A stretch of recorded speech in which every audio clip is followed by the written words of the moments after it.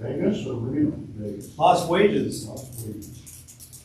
Well, have you been to The Sphere? no. The Shelter Shop? No. Shelter Mustang? Oh, you need to go. Where's that? American, you know where, I'll talk past the stadium. Past which way? What's that looking at? Stadium was on my right, okay? The sun was okay, so up. you could be going south or west. Well, yeah. I think Or depending even on- east or north. I was gonna say, depending on what road you are, I think that would work I everywhere. just asked Siri for directions. Anyway. Were you on the freeway? Yeah, yeah, yeah. And it was on your right, okay, so you're It's up by work. up by South Point? Cabela's and all that stuff. You know, it's on the south. Oh. Cabela's. What's the name of it? Shelby America, which is the name of it. So that is where they do all the updates on the guys that have Shelby's that want to do the new, brand new packages on them and everything else. It just, they did a Ford pickup, 900 horsepower. Huh. And the shop was just immaculate. Yeah. It's like a show. And then you've got all the history of all the Shelby's and how you built that whole thing. It's north of the 250. It's free too, so when you're broke, you know. Oh, that's good. So after the first 4 hours. After the first 4 hours. Now. Get out there, yeah. It's really close to the airport.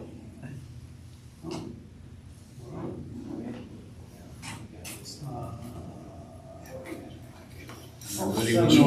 Sorry. It's all right. Caitlin, you're supposed to. Oh, that's me too? Yeah. Got it? Got it. She'll never coming in. Yeah, I'm out of here. You can leave in the middle. We are ready. Oh, it's already rolling. We're on, yeah. Wow. Welcome, everyone. I'd like to call to order this October 14th, 2024 meeting of the Snohomish County Fire District 4 Board of Commissioners. Thank you all for coming. Will you please stand and join me in the flag salute? I pledge allegiance to the flag of the United States of America, to the republic for which it stands, one nation, under God, indivisible, with liberty and justice for all.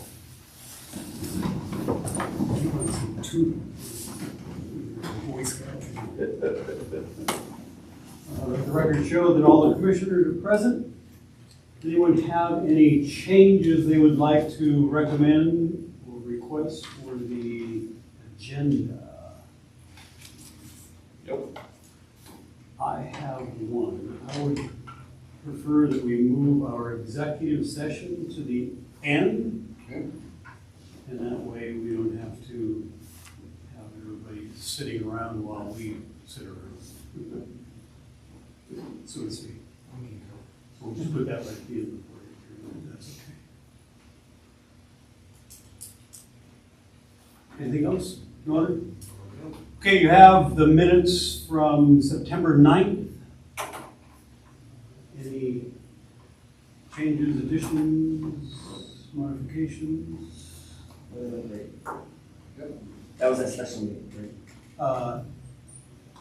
No, because those were just sent out.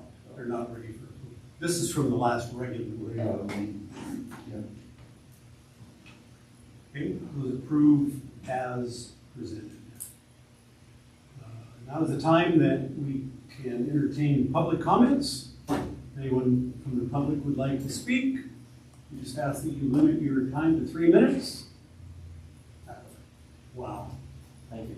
In here, I was just anticipating that we were going to get some riveting testimony on some topic of your two. No. All right.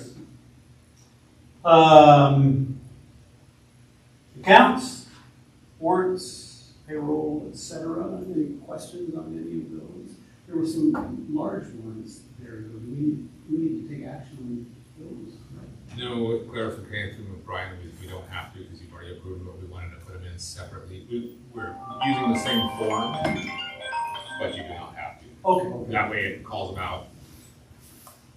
Got it. especially for you, so you can Right. clearly see that they're big. A lot of Yeah, numbers. correct, exactly.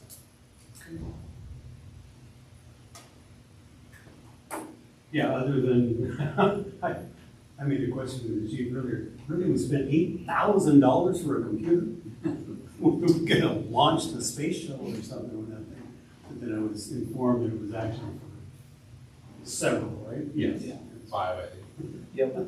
I was, oh, man. Yeah. Price of computers just went up. Efficient. But they have a lot of More than your TRS. Yeah. For today's standard, they have a lot of it. Just buy the biggest hard drive you can.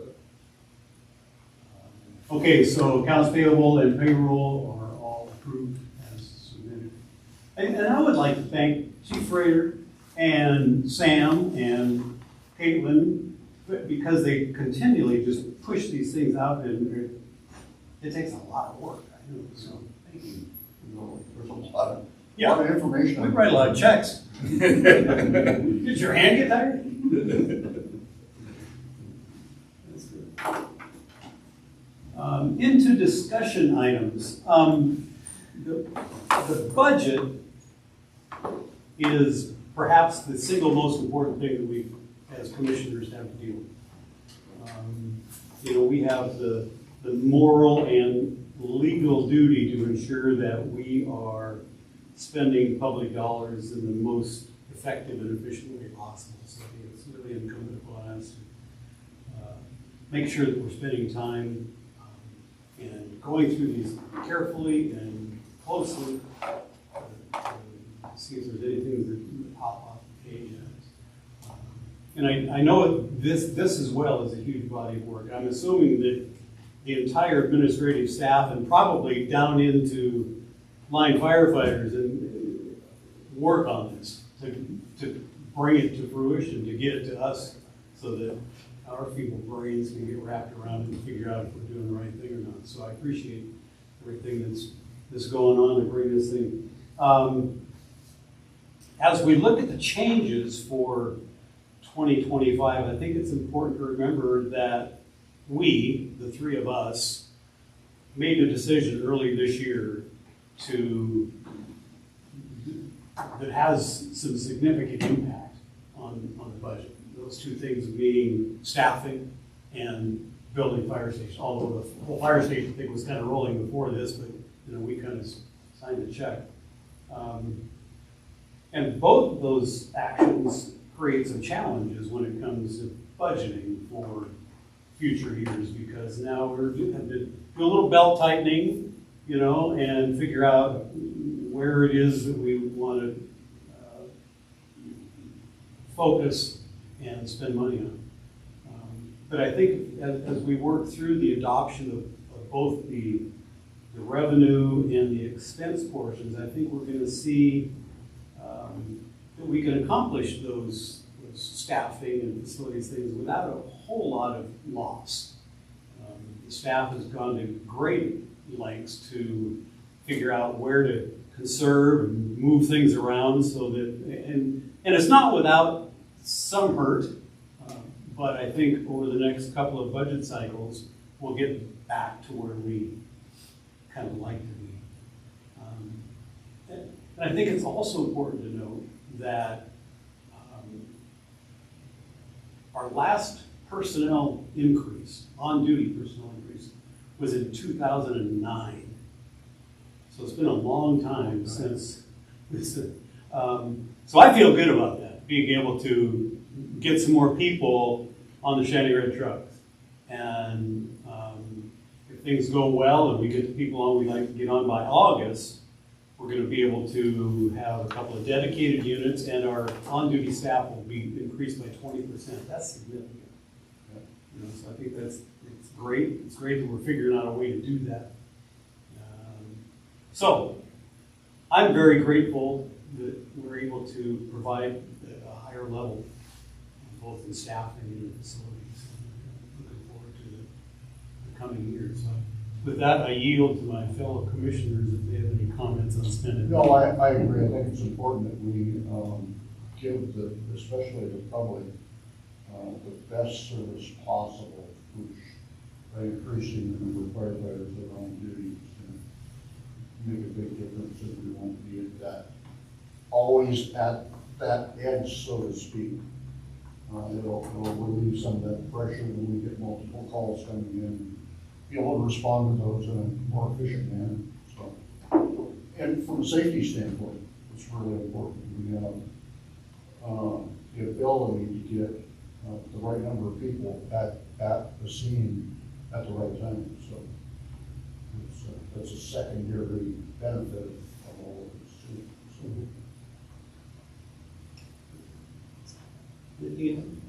I agree. You're kind of fun. You You had sleep deprivation? Yeah, we got a few times. And then before 60 yards of coffee. So the chief has provided us with a number of different kind of supporting documents of these, and I'm hoping you guys read through I certainly did, and it helped me a lot. Are there any that you want to specifically highlight on any of that stuff? I'll do a couple. Okay. So the revenue, like I said, the revenue was the AV growth was a little bit better than projected, like the other strategic budget, but that doesn't really affect our budget. But the new construction was about 4 times what we predicted. So that was about a $200,000 increase that we weren't expecting. So obviously that is good. You have different budgets in there from. Do you know what those strong budgets? I do not. They don't tell us the places or where that comes from. So we've been averaging 50 to 60 million in AV for as long as I have records going back. So even before I got here, a couple of years is what I've looked at. And then this year, 240 was 240 million. So a pretty substantial increase, 4 to 5 times more, but I don't know where. I don't know if it was in the city or out. I could probably look at the city's AV and deduce where it was from here soon, but I don't know exactly. And that is good because then it goes into, continuing, that is now on our tax rolls for forever. Ish. Yeah.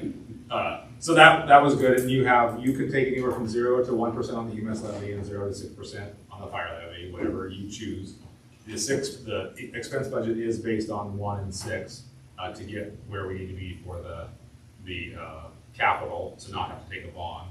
And then our GMT and our transport's the other portion, and they're staying stable. They have a little bit of growth, but they're pretty much just chunking along where they always have. You will hear probably at the conference that GMT might go away, but we have no idea what or when, because the Medicare wanted to start looking at rule changes this year, and they got about 8 months to a year into it and just said, never mind, we're gonna Too much work. we'll take this on some other time. So we still have, they would have to tell us that they're gonna work on it, they'd have to work on it, they would have to tell us what changes they're gonna make, and so we'll have some lead time if this comes, and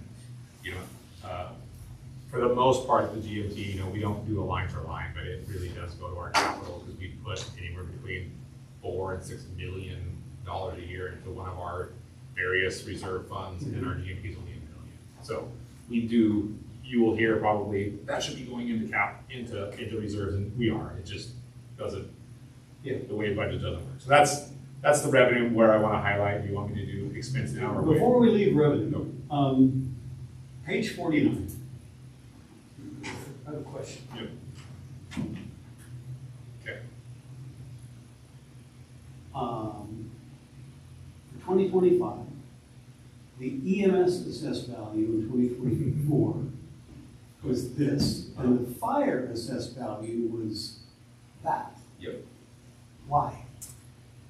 Weirdly, our fire levy is only on structures and land that have a structure on it. So if you have vacant land, you do not pay on the fire levy.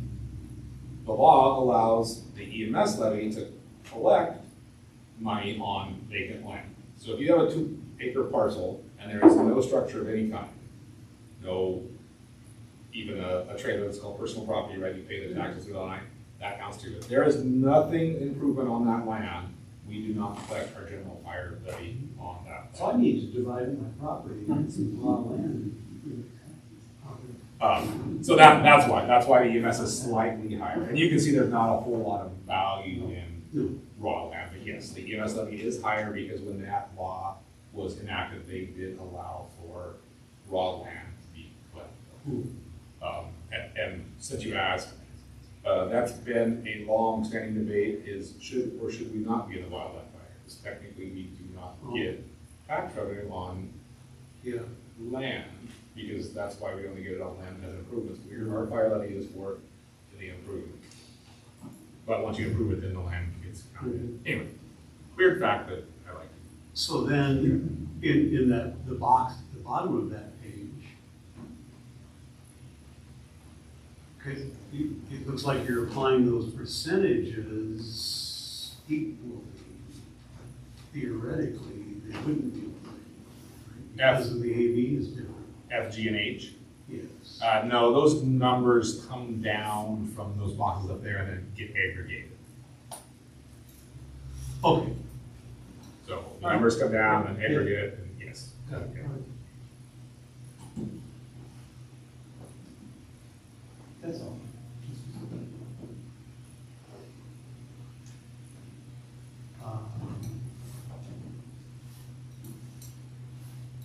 Expenses. Just check. Anything you have else you have on revenue that? Expenses. Yeah, like I said, the 2025 budget includes 4 new positions and 2 higher heads. You know, that is the big jump, and it's not all in there, but you look at the wages are up over $1 million. The TCC increase for the CBA covered employees is about 5%. So Would you say what that is just for? total cost of compensation. So their wages are going up and their hours are going down, and so that equates to about a 5% increase. Non-represented is a 3.1% increase, so that's all encompassed in that million and some dollars. How does that compare to regional? I mean, I know that that's an official number from somebody in Olympia, but what are other districts doing in that regard? It's hard, every CBA is different, so sometimes it's CPI, sometimes it's CPI +1, sometimes it's CPI 0 to 3. So everything is usually somehow based off of the CPI, but whether they take it all, some, add to that CPI is all kind of what comes out of contract. So like our CBA was 2% plus the wages, so we knew it was going to be 5%. Whatever it was 4 years ago or 3 years ago or something. And so every CBA is a little bit different. And yeah, the We've been CBA, fortunate to have a CBA that's that long, so we've been able to just plot it right out. right. You know, and if you look at the years of the CBA, there was years that they've done better, like this year than the CPI, and there was years that they did worse, and it will probably end up averaging about the same. And CBI is federal, so it's the CPI, the Seattle, Tacoma, Bremerton CPIU is what we use for August. So that's a federal thing that gets published every couple months. So that's probably our biggest increase. And like you said, that allows us to get 2 additional positions on duty a day in August. Like it's a 20% increase. And because of that, like you said, a lot of the M&O line items have been reduced to make up for that. And we hope with the passing of the EMS levy over the next 1 to 2 budget cycles, we can right size that. And a lot of that work, that cut, like you said, I want to give a shout out to everybody. So like you said, that those M&O cuts come from input from the training department, the VCs, the maintenance division, the staff. So it comes typically down from below the ACs and up through the ACs of what do we really need to do, what can we do, how are we going to get through the year with that budget. So there was, I told everybody I was a bit prickly the last month. And so trying to get the budget right size was definitely a good exercise for everybody, a challenge. And then I want to shout out to Caitlin. She really took all that information and built the budget this year instead of the staff have to do it, and she's put a ton of work in to make sure everything talks to each other and matches and is color coded for you guys for ease of reference, so, she's kind of taking over the budget as her little project from now on, so, thank you to her. So that's the overview of the budget, and, you know, some quick highlights on the line items, besides the personnel, is training. That didn't get cut a whole lot. We still want to really prioritize the training, not only internal but external. So we are budgeting and planning on sending people to FEIC. Jason and I went last year as kind of the first people to go, just to make sure. And this year we're sending 3 of the line staff at 1 BC. Training and Daryl's gone and 2 lieutenants. lieutenants. Yep, 2 lieutenants. Kind of lieutenants put a lot of work into the live fire, Yeah. so that they get some attaboys out of all that work. Yeah. Well, and as I read this, I looked at training and went, oh, you know, that's an important component of what we do. And I was encouraged by Pat Bromley about bringing training here, rather than trying to spend X thousands of dollars to send people out. You get, I think, more bang for your buck. So that's a great philosophy to. And that's what as you know, the FDIC is the Training Officers Conference International, and that's the idea, and that's why we send people to do all the work there. The hope is that they put so much time into training us, our organization, and our neighbors through that they will continue that and give back from what they learned at FDIC. Another one, we had planned on drastically cutting our SAO budget, and that went up now that we're going to potentially sell bonds, so we did not get the break we thought we were going to. Yeah. 5102, the county EMS system is about doubling, and then the county treasurer has changed how they charge us, which is more, and then how they let us invest our money, which we're getting less from the investment. So that's going to be a big change that we don't exactly know how it's going. We've done our best guess, but we really don't know how that's going to all pan out. And we along as other ones have looked in how we could do something different, and there isn't not a lot of options for somebody ourselves. So the investments, I thought one of the reasons that we started to pull away from the county is that we would be more in control of that. Is that, did I misunderstand that? No, not necessarily. I mean, we were funding our own checking accounts, external banking accounts, so that we could run our own warrants. And in doing so, we were trying to make sure that we didn't suffer any losses as far as, you know, investability of our funds. And we found that with banking fees, that the investments that we get pretty much offset that, so it's net neutral. But then the county is increasing their fee structure. We used to be capped at $50, or they were capped at $50, and that's not the case anymore. It's going to be 2 to 3 basis points of a balance. It's going up significantly. And Kind of like the airlines charging you for luggage. Do we know when that one? Everything over 1 suitcase. I'm sorry. Do we know when that one is going? I mean, they haven't. I mean, it's just, yeah, they I don't know if they would outline that, but it is, they're going to make a significant amount of money. Can you ask them? Can you ask them where that money is going? Sure. Yeah, but and we used to be able to Where we're at. we used to invest most of our long-term money in the state. It somehow passed through the county. We didn't exactly know that. The states would beat the county's interest rate by 2+. The county we've now found out they have control, obviously they do that, but they will not let us invest in the state. So they've increased their fees and now are forcing us to invest with them. How does that work? they're actually still using the county and the state pools. They're restructuring them somehow. I don't know exactly. I don't know the intricate, intricacies of it, but they're structuring it so that we have to go through them, then they access the funds, which is exactly what happened before. They're just doing something a little different where they can charge more. all in an effort to Same get funds. more money into the county. Yep. And I think they're trying to highlight accessibility of our money, which I don't see any significant, I hear their verbiage and I read it, but I don't see that there's any significant change to what we actually had as before. You know, one was longer term investments and one was shorter term. Most departments aren't using, they're using. Most departments, I think they are. Yeah.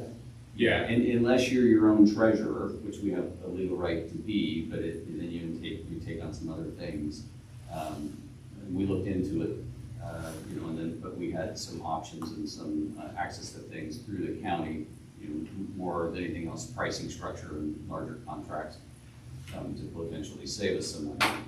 But this maybe changes the game for us, you know, so we looked at that. But you'd have to be your own treasurer.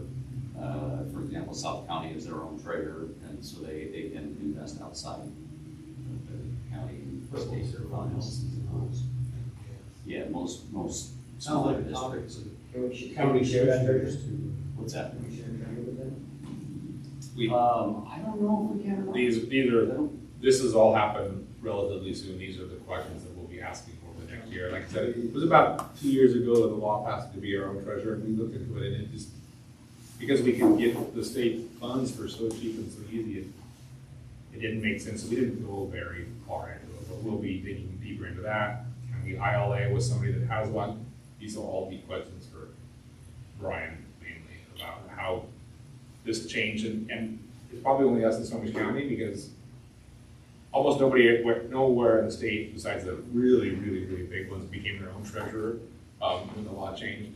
And my guess is everybody else will still be like we were last year and not see a big reason. So it'll kind of be a Snohomish County thing, my guess. And then we need to start talking to the grants and the surfers and the Marysville's probably might go through the city, but the North counties and find out can we pool our own and become our own, or is that somehow excluded in law or something? But those are lead lawyer questions that we just haven't got around to. Consortium and Right. higher Fisher investments and make lots of money. As long as we're our own treasurer, I mean, South County does have access to the state and county pools because of their own treasurer. So same funds that we're investing in right now, we're just paying higher fees than they are. And Sir might say, well, now that it's not that big a deal, do it, then just still invest. You know, because becoming your own treasurer, Gotta be cost involved. yeah, or risk, but if you're putting it all with the state, you know, if you're just doing it to get out from under the county's fee structure, maybe the SNR says, well, it's not that big a risk since you're all, you know. If we tell them, hey, we're not gonna go invest it with Bob, we just want the ability to put it in the state and not get charged arm and leg. You know, so we'll. I mean, I would throw in there, our fees were exceptionally low before. I mean, when we're investing, you know, $8 million and we're paying $50 in fees, That's pretty low. cheap. It's pretty cheap. So we gotta bear in mind that. But Yeah. So we've had it good for a while. perfect.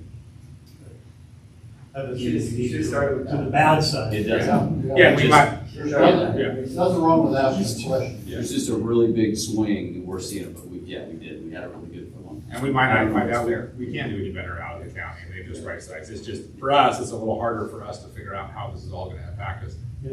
Not only because it's changed, but next year is gonna be, you know, we're gonna go, with the buildings, we're gonna go from huge balances to no balances, and so trying to, like, if we knew what the account balance was gonna be like the last 15 years, where it just stayed steady, it would have been easy to do the math, but it's, you know, it's just a lot of changes all in the same year, and so, like, that's what I was more saying, it's kind of a guess where we think we're gonna be. We'll know more in about 12 months. All right. Anything else? Oh, about the budget? I have a Yeah. question. In regards to the insurance, I thought it was going on 20%. So is that, is there a reason for that? Got anything or? No, so that's just this industry standard that everybody's getting hit with this year. All the fire departments, at least in Snohomish County, are saying the same thing, and we all have different carriers. They did mention Well- the flood out here that. Well, that's that played into it. besides that. So that's just the general. So they underestimated last year, and we had an increase that they did. So when you look at from last year to this year, there's that. Then there's the $10,000 increase from us doing some changes and the flood. And then there's the 20% just, that's what they're seeing everybody go up. We might be 25 or 30. She just said averaging 20%, and I've talked to North County, South County, and Surfer, and they're all seeing that 20%.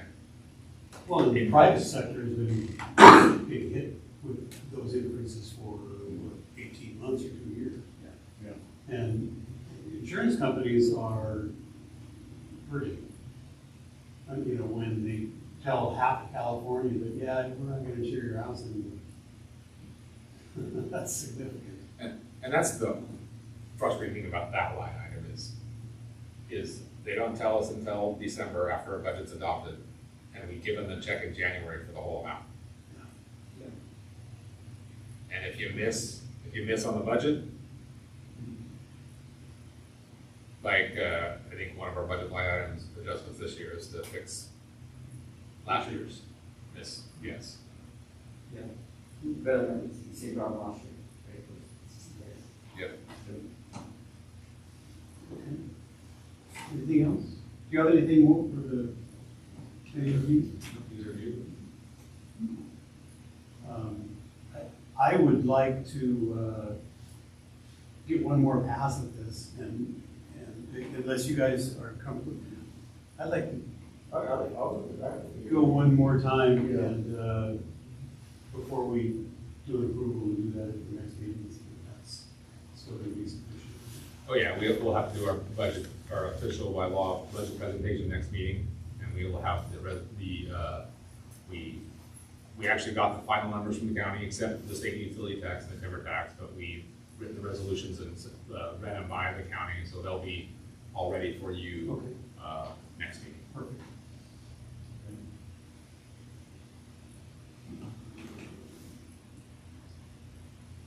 There is a resolution.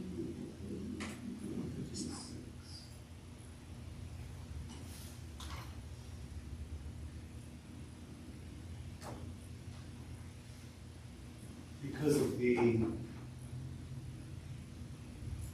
bonding structure that we're looking at,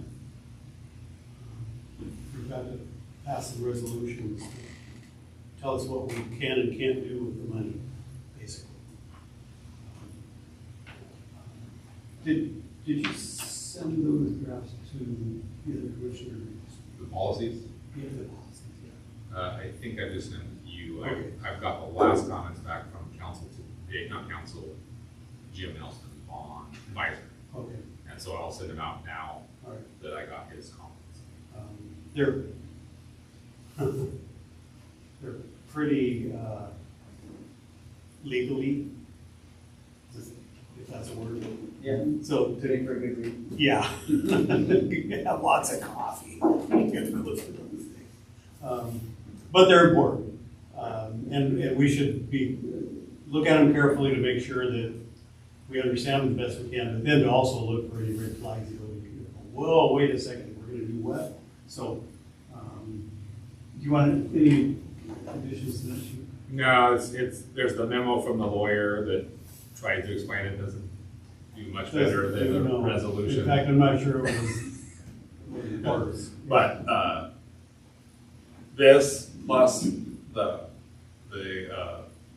policies that'll be in the next meeting and sent out before have been gone over by the attorney and the advisor. So that's, Okay.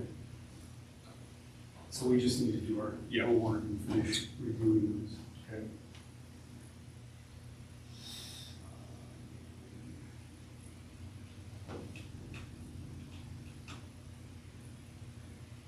I think that's all the discussion items after this. Now let's sneeze.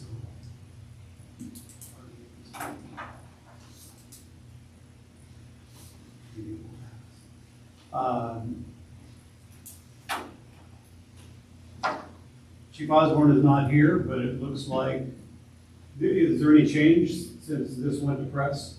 As far as the cost for inventory?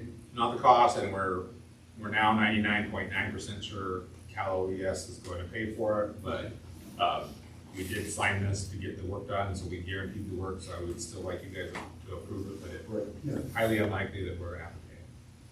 We've already got the truck back up here, fixed, back on the fire, back up here, and haven't been charged. I guess, CAL FIRE, but we need to make a motion to approve this PO, just, I'll, make the motion that we approve the PO as written for do you need that number? 27 bucks. Okay, 24.374801. I second it. Any discussion? All in favor? Aye. Pass. And we have, Chief Freighter, you want to do a little shell game and move some pennies around, right? We need to, yeah. Just to realign some things. Budget's best guess at the beginning of the year, and as we go through, we find we've, spent a little more in certain areas and a little less in other areas, so it's just a movement, to help balance things back out. Okay. Anything of note here you want to bring? Not really, I mean, there's the water damage that we talked about before, and that's right there in 14808. Although we have received that money. Other than that, I don't think there's any specific things to really outline. Any questions at all? And just a reminder, by law, any funds we get in for any reason whatsoever have to go into the general reserves. And so the check goes in there automatically, and then we have to come ask you to take it out and put it, no matter what we know it was for.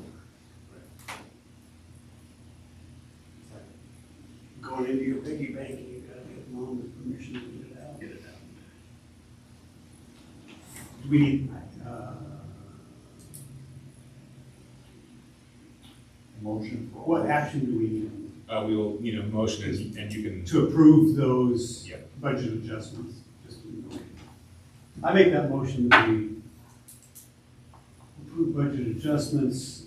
Do I need to give you all the line items or just as presented? Say it's for the recommendations, yeah. Okay, for the recommendations. I second that motion.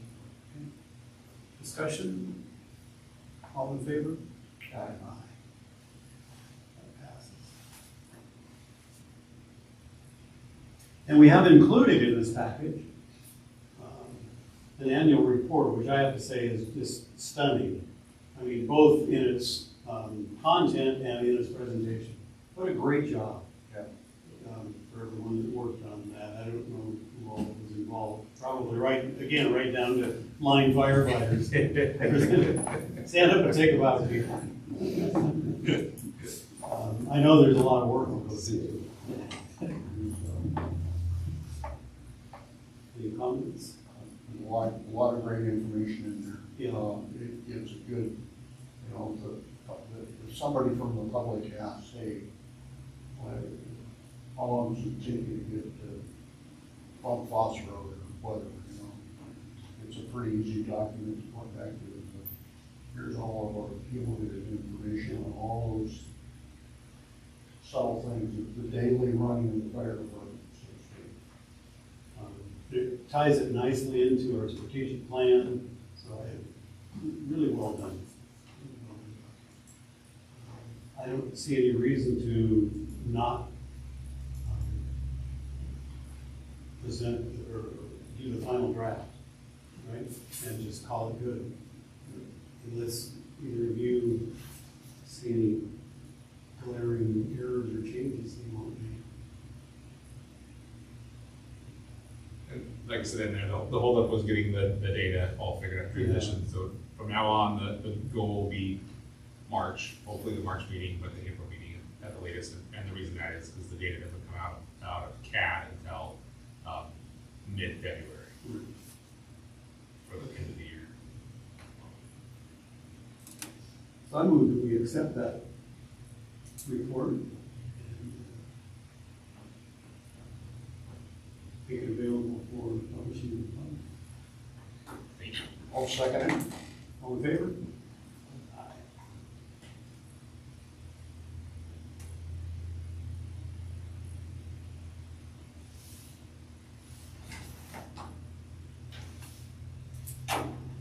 Hawkins, Yes, sir. can you talk to us?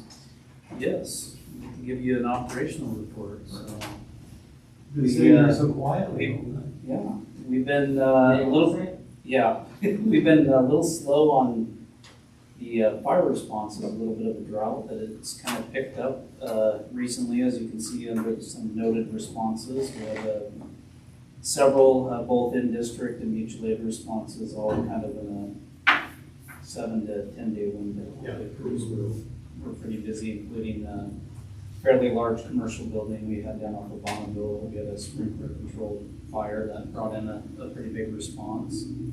Our hours report for the month of September, overtime hours were considerably lower than they have been, averaging over the last 8 months. And I think that's attributed to end of the year, people are trying to work their debit hours and get in and work off that debit hours instead of taking overtime. But, Is that, it's my first year in seeing it, is that kind of typical?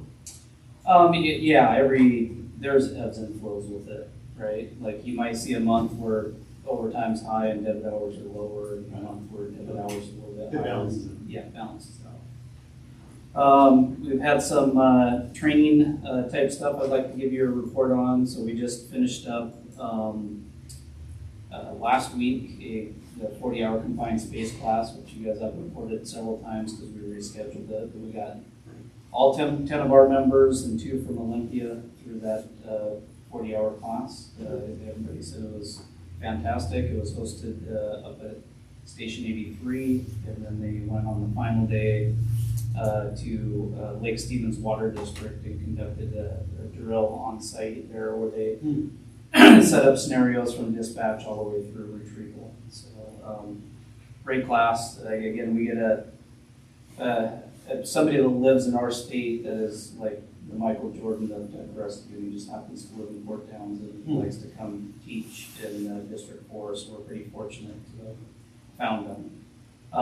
And then this week, we just started with the RS1 class, and that's a surfer in the county is putting that on. It's down at ROB, and we got 5 of our members in that 40-hour class this week. And so as soon as that's completed on Friday, we'll officially have 5 people that are ready to go on the county team. They're going to be dreaming knots and raising moorings. Yes, and shoring, stabilizing. So, but we'll have 5 county techs, and then we'll probably have another 5 sometime mid next year. So we'll end up by next year sometime, more than likely having 11 technicians. Is there still a continuing ed component to that? There is. So the county tech team puts out, they got, each discipline gets a week. And if you're on the tech team, you have one of those 4 days that you have to attend, rope, confine, trench, and RS1. And then at the end of the year, they do a 1 week makeup where each day of the 4 days is, one of them. But in addition to the county CE, which most people on the county tech team will say is not really enough to stay proficient, we've kind of adopted, and we're doing also quarterly training in-house. So And that qualifies?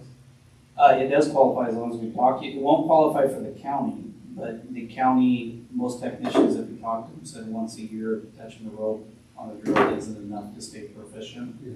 Tom, who's taught several classes here, agrees, and so that's really not enough time to stay proficient. So we're going above and beyond what the county requires, and we're doing quarterly training. Okay. And I see that going more regional. Right now it's District 4, but I know Stewie and some of the tech guys are talking to people from Surfer and Marysville, and saying that's a great idea. Can we get invited to that? So they just need more hands-on. Just once a year, a lot of them feel isn't adequate to really stay sharp in that skill set. So we're working on that. We have 2 up at the academy. Currently, Aaron and I got the pleasure of going up, I guess 2 weeks ago now for the first formal eval. And one of our 2 recruits that's up there got the brass tip. Is that what they got? So it was out of 47 students was awarded as, got recognized, so they're both doing well. Aaron just told me today that the other member that we got, part-time member Fody, got recognized with something, so in the first month, Great. both of our part-time recruits. Not there- surprising. Yeah, they're doing fantastic. Follow-up, we are sending next year a TO to both academies, the 25-1 and 25-2. Bartleheimer's gonna go for the first academy, so January through May. And then Lieutenant Higby will be taking the second academy, so we finalize that, so good. Both of them will get experience up there, and they're actually really good selections for that position. Bartleheimer served as a CO, enjoyed it, so he's got some background. Higby hasn't been a CO at the academy, but he instructs up there, so he also has a pretty good background. So I think those are really good officers to get that experience, and I think they'll fold right in pretty seamlessly. We just, as you guys know, we conducted 3 days of oral boards. So Aaron and Sean, Para, and Bromley gave up 3 days to sit in here and go through all the candidates and get some people to hire. So working through the process of still onboarding those new employees. I think I highlighted for you guys some thank yous to Leedy. Lieutenant Leedy does our CPR program, and I've been working with them for a long time about getting more robust. He typically, in years past, it's he and Aaron and Neil and just a very small group that can teach that CPR to the school district, which can be challenging because if he's on duty, and Aaron and Neil, who also have duties to do during the day besides teaching CPR, they're really challenged us. And he was working towards building up more instructors, and then COVID hit and it kind of fell off the cliff. And now that it's back, he's I think got 5 more. 5 more. Yeah, 5 more. So he's built up a more robust. All from here? Yeah, all of ours. And so instructor cadre. I kept telling them, like, we can't keep stripping our training division every time we're short. You just can't, because Aaron and Neil are also very busy, so you're just taking away. So That's a great community program. yeah. So I just wanted to highlight that Leedy has been working his tail off to get that system. And then I just wanted to thank all the different committees who worked with us over the last 6 to 8 weeks on the budgeting thing. It was some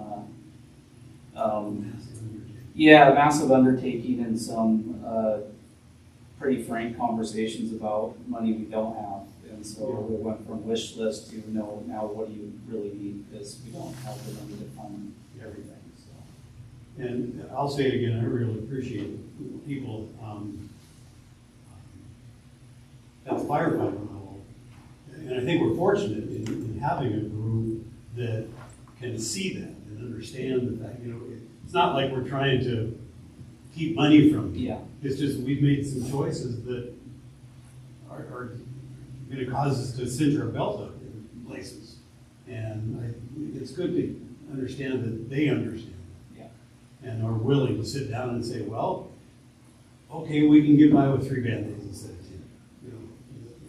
It's important. It's good. It's encouraging.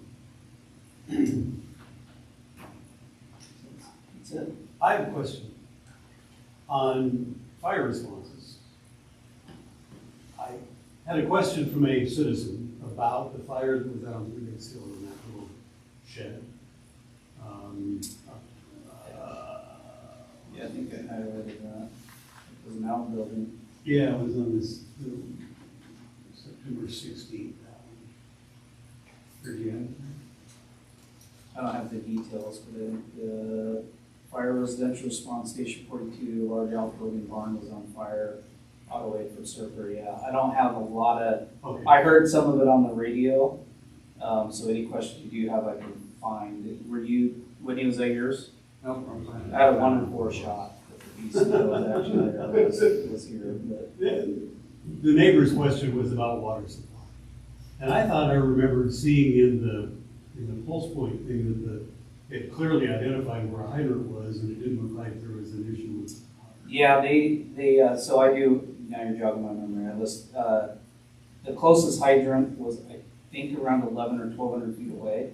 So they. That's not terrible. No, it's not terrible. So they, at one point, asked for a few tenders, but then they never ran out of, as far as I know, they didn't run out of water, and they ended up connecting and canceling the tenders, saying we have a supply established. And never did run out of water. To my knowledge, they did. I didn't, and it was, from what I recall, it was defensive. And that's So, what I like, read. the outbuilding was fully engulfed, and so, but I never heard on the radio at least any indication that they ran out of water. And The, commercial fire down in Bonneville, yeah, that was high wrap storage in there. Was that just miscellaneous materials or? mostly precast concrete stuff, heavy stuff. Uh, Doesn't burn, Doesn't burn so so heavy. Well, But the storage can burn. yeah, the reason I bring it up is because we don't get a lot of industrial buildings with high rack storage. It's a whole different animal.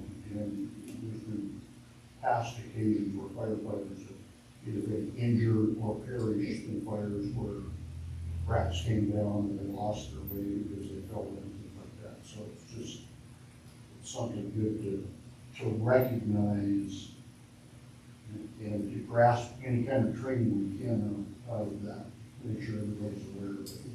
Yeah, and that portion of the building, the main fuel was what was actually on fire, because a lot of it was steel wrapped with concrete, not a lot of fuel to propagate additional fire, but the job shack that was framed in was 16 by 10 plywood kind of job shack, and that's actually what was on fire in that Like a corner. heater or something. Something along those lines from what I recall, but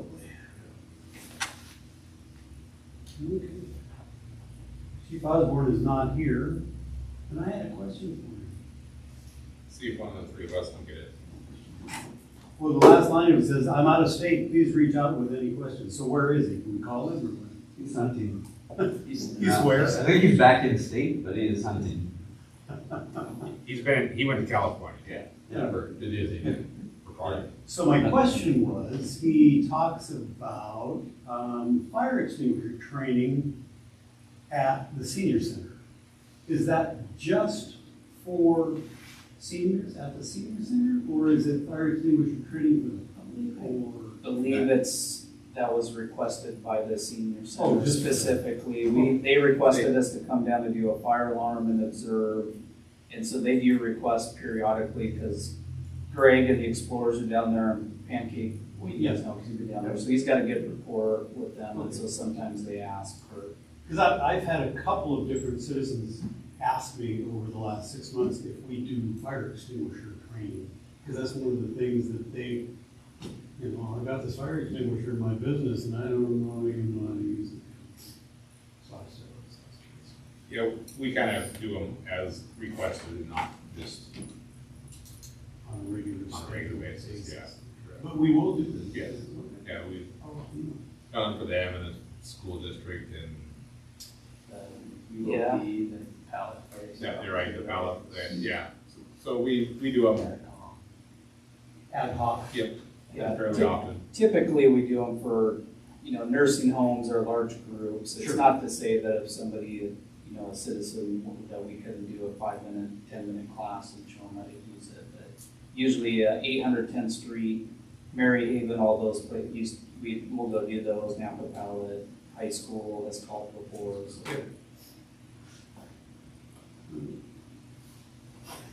Is there no Mary Haven? No, there's no Mary. Sorry, I'm going back. I was with you. I'm going back to when I was I on was the right on It's called Mary Haven, so. Somebody was And making a if you public would have said comment. Parkway, I would have still been with you. Somebody out there was making a public comment. Caitlin, you should have been. Here, yeah, that's. Caitlin, you're supposed to be. Do you have anything to add, Chief Gray? I think of the things I have there, I'd probably highlight just this DRS reporting. The district had come across some pensionable income that we hadn't been reporting since 2009. 2009. Since then, or just in 2009? Beginning in 2009. And we corrected it in the, I think May. We actually corrected it and have been working on then a correction going back. So we need a back report, and it involves pension contribution payments from both employees and the district. And so we're working with the local on scheduling that. We'd like to get it. Were we just calculating it incorrectly? It was something that the district apparently didn't understand, you know, back then was reportable. It's a deferred contribution or deferred, deferred contribution. If there's not a matching component or a matching requirement in order to get the money, it's pensionable income. Oh. And the district was not reporting that. It's one of those, you know, subset of a subset of a subset rule that Yeah. got Missed that one. missed. Yeah. Yeah, so, Yeah, we first sought clarification from them and then asked them, you know, what does this involve? And so we got some information from them. That's why it's taken so long. And then we went and began to calculate what it was going to cost. We started communications with the local, it's going to impact the employees, and so. so do we get an official hand slap, or is there fines involved? We just have to back report and have to pay the, pay the pension. Okay. Pension contributions. Is it for gonna that. be significant? It's about $50,000 between the employees in the district. 34 of it, 33 of it is employees, and then 24 over 20 is the district employer contribution. So yeah, it's just, it's about $890, I think, on average per employee. It's a significant chunk of money, sure, as a whole. We're trying to do that in December, get that cleaned up before we start the new year. But other than that, everything else is. I was gonna ask about GMT, but the chief kind of did that. Yeah, Sorry, Well, I the didn't- changes in the investment or the GMT. GMT's just, we're chugging along on that. They've asked for some information, clarification, additional information, and I'm just working on responses. That's pretty typical. Okay. We probably won't see too much from them, just, week to week, we get some clarification or request for additional information from them, and that's pretty normal. It goes on for 5-6 months, and then we start working on finalizing. When will we start our new audit? The second week of December. It's scheduled. Like you just got Kind of feels that way, yeah. the same lady? They are gonna put the same two. Oh, no. The good thing is it's only the financial audit, Yeah, which is a little bit of work for Thad, but it's not the process, which is typically the ones that. yeah, right. Spiral. Yeah, that's where the trade issue went, right, and so it's, the financial one's typically much more straightforward, so we're only doing that one, we're not doing the process, that's where they get into all of our rules that they don't understand, and it's confusing to Start everybody. and- asking all those questions. Correct. I think the financial audit is pretty laborious on their end of things. They get a lot of documents of ours, and then they have to start combing through and running spreadsheets and making sure things jive and match up and all that. So they'll do that. It takes us a day or two to get all the documents together, but I've started getting that down, so we start collecting them early, so I can just turn them over pretty quick. And the lady that we had assisting us before? Irina? No. Andrew, sure. Oh, Andrea, she's involved. I just had a talk with her today. Okay, Yeah, she'll be helping out. She's on schedule and everything's gonna work out good. Perfect. For the assistance. So that's good. that it? That is it. Unless you have questions. Chief Waller, you have? Anything from Chief Hill, and then I'll go to Mike. Well, He's not here. I I wasn't probably can't seeing answer. Okay. Chief Hill, Yeah, just making sure. For me, probably the biggest is spent 3 days in a training for chiefs, invitation only called Forest down in Oregon. That was really good networking. A lot of interesting things to learn from there. Part of it was everybody else is dealing with a 20% insurance, and everybody else is dealing with not meeting the treasurer. So things like that, it's good to talk with other executive chiefs from around the western states. So that was fun. And then the last one is the staffing. You authorized 4 positions, but after chief's interviews, we decided to only offer 3 people.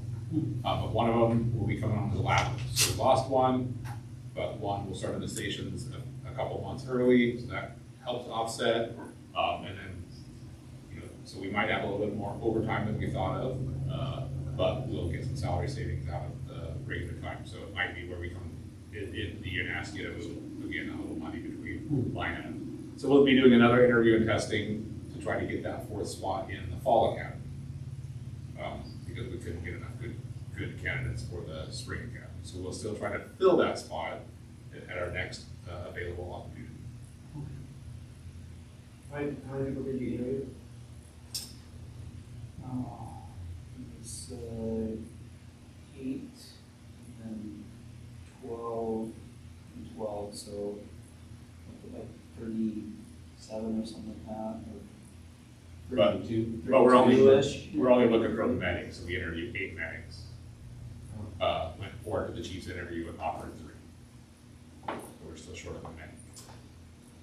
These are all part-timers. Yes. Yeah. We'll try to get one more medic in the fall. Is there a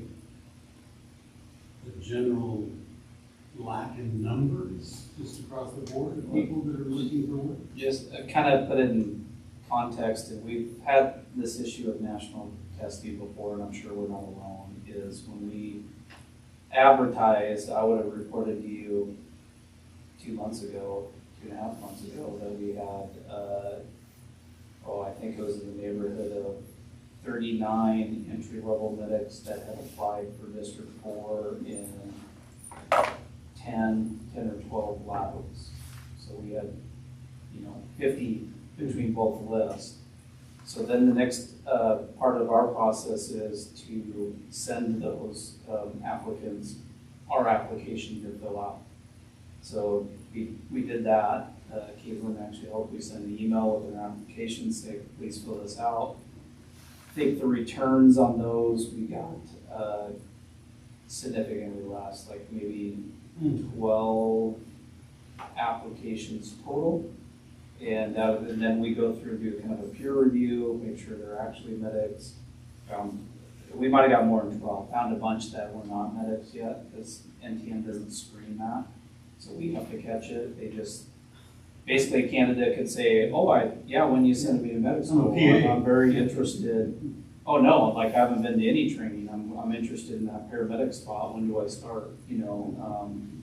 So we need to work on that screening part, and I don't think the NTM is going to help us on it. Like if they would just require a prospective candidate to upload their cert or fill out a narrative box saying I'm almost done with medic school, take my national, but they don't do any of that. So Is that the only show in town?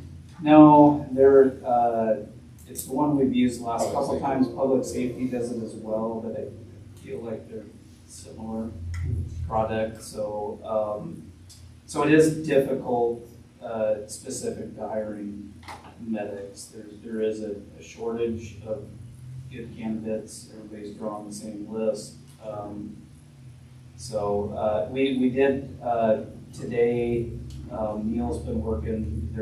We're working on opportunities where we can partner up. We already have a policy, and we already have a contract with Central. Like we can precept.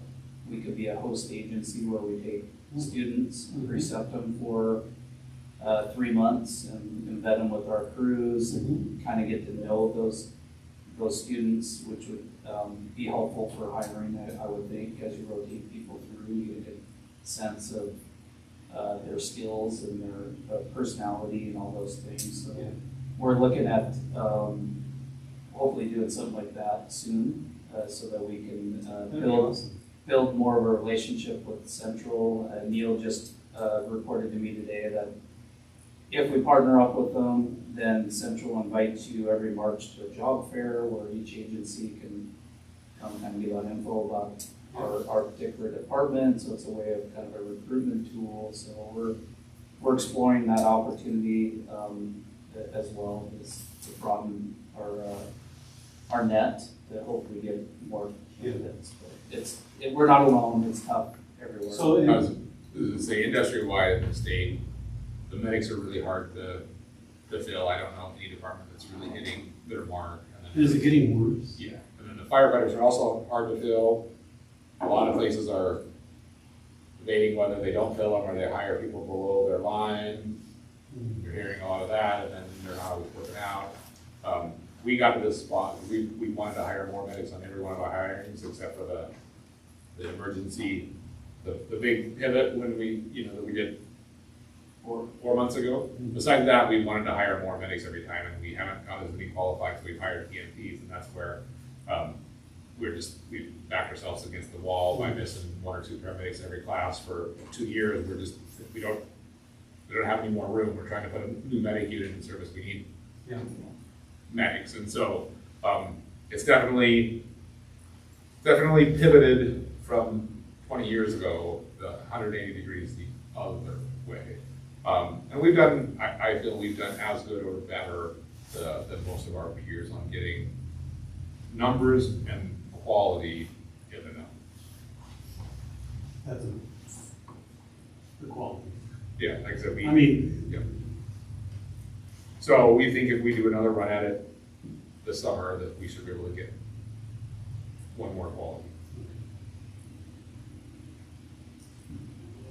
I think we should revisit the concepts of having a satellite to central.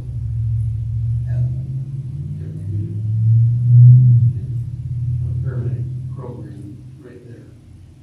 They could use Providence, which I'm sure would jump all over it, to have paramedics in their ER and OR. I would think, or maybe they wouldn't, I don't know. We should have a conversation about, he went through a lot of work to try to do that. He led that up for about a 3-year effort about 4 or 5 years ago and couldn't get it. What was the roadblock? Eric got into the ones that the UP programs, trying to, Yeah. lost 15 years in teaching school.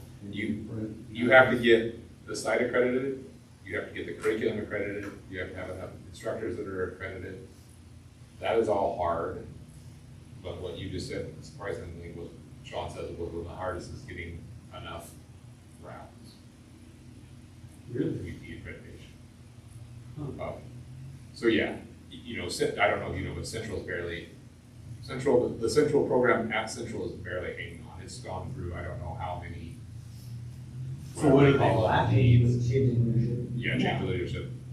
People, the instructors and the lead of the program, and they already have the accredited site and the accredited curriculum. Obviously, if we brought over that curriculum would also be critical, but getting the instructors, like I said, Central's barely hanging on, keeping enough program directors and instructors at Central. Sean would be able to talk this. I've done this. I've tried to.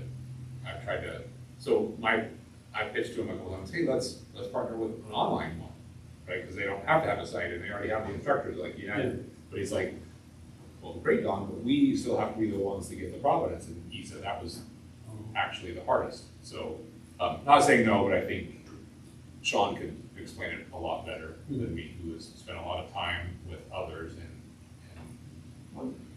I wonder if, Well, Dr. K's a pit bull and stuff, maybe we should get her signed. You got it like a rabid dog. thinking out loud, I mean, a lot of the universities, you got Bothell, Yeah. Wazoo here, Wazoo, Everett, like, I wonder if there's a way that Central could just open as part of their program, a west side Well, that's what I was version of. that's what they were trying to do at Oh, Edmond. was this, okay. Yeah, like this is all, love it, but this is literally what they've been trying to do for. I think we just solved it. So they even meant to try to get. Let's implement it. King County to open up a satellite up here, and same thing, it's getting the instructors and my guess is they don't pay grade, and most of the people that are doing it are either us or retired us's. Yeah.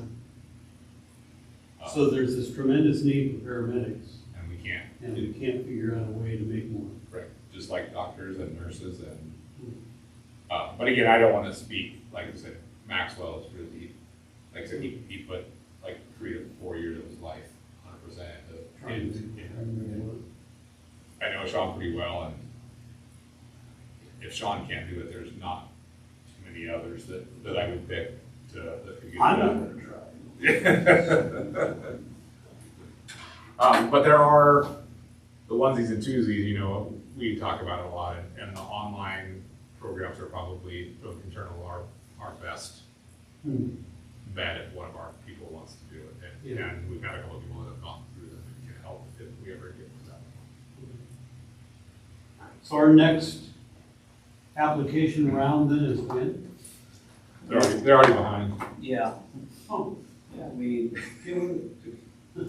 are you gonna do? I know. Come in on Sunday, you might see me. Well, today was a holiday, right? The entire staff's here.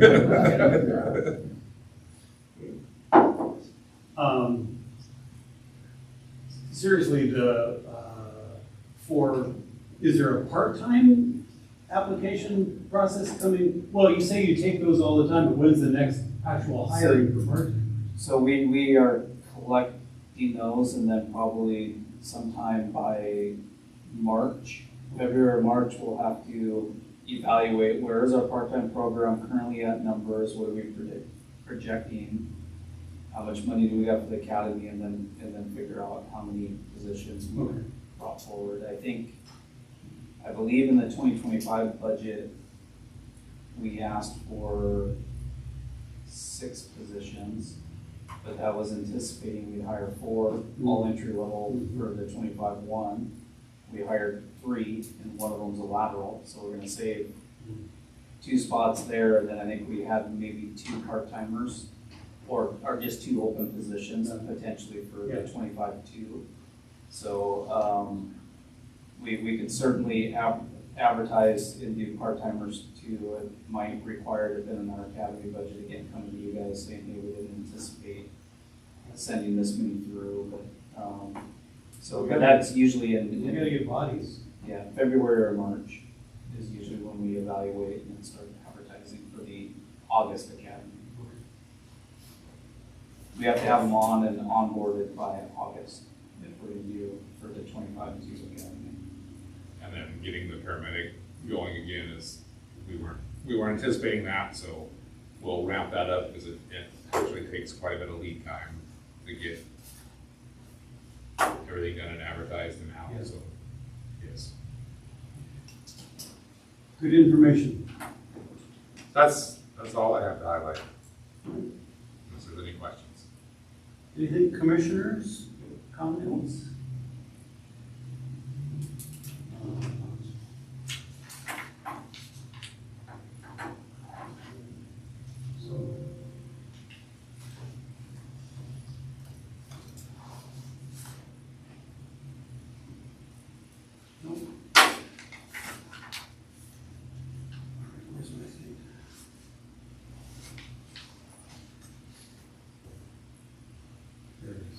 My script, I have to read this. The board will be going into an executive session pursuant to RCW 42.30.1101G to review the performance of an employee. The executive session will be for 20 minutes. You are welcome to stay and watch us adjourn, or you can quietly slip out of the room. We're gonna go in a different room. Whitney, you can stay and text the rest of us when we're done. Yeah, what are the odds it's gonna extend? Not very good. Okay. Yeah. I've done a lot of, 2 chances, slim and none. I sat in there a lot of times with we're extending for another 20 minutes, 5 times.